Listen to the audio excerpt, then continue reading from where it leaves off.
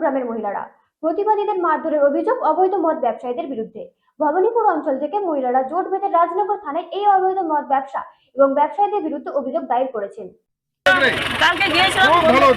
রাজনগর থানা ও ব্লকের অন্তর্গত ভবানীপুর অঞ্চলের কেলেডি গ্রামের অবৈধ মদ বিক্রি করা হচ্ছে বলে অভিযোগ করেন গ্রামের মহিলারা। এর পাশাপাশি মহিলাদের আরও অভিযোগ, এর প্রতিবাদ করতে গেলে যারা অবৈধ মদ বিক্রি করছে তারা মহিলাদের উপর চড়াও হন, মহিলাদের মারধর করেন। এই ঘটনার প্রতিবাদ জানিয়ে থানার সামনে অবস্থান বিক্ষোভ করেন মহিলারা একজোট হয়ে এই ঘটনার প্রতিবাদ জানান। অবস্থান বিক্ষোভ করার কিছুক্ষণ পর থানার এক পুলিশ অফিসার এসে তাদের সঙ্গে কথা বলেন এবং অবস্থান বিক্ষোভরত কয়েকজন মহিলা একজোট হয়ে থানার ভিতরে প্রবেশ করেন। পুলিশকে তারা বিষয়টি জানিয়েছেন বলেই জানা যাচ্ছে।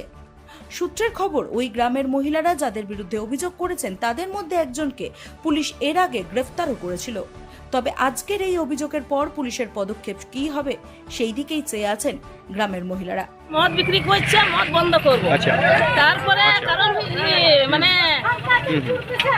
মদ বন্ধ করতে যাচ্ছি তো আমাদেরকে মারছে। আচ্ছা, আপনাদের গ্রামে যা বিক্রি করছে তাদের বিরুদ্ধে আপনারা বলতে যাচ্ছেন, তো আপনাদেরকেই মারধর করছে। আচ্ছা, কোন গ্রাম আপনার? কেলেডি, ভবানীপুর অঞ্চল, রাজনগর থানার অন্তর্গত। তো আপনারা সেই গ্রামেরই বাসিন্দা? আচ্ছা, তো এইটা আপনারা আজকে রাজনগর থানায় জানাবেন, তাই তো?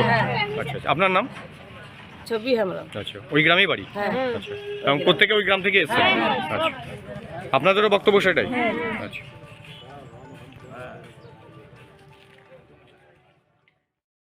সন্দেশখালী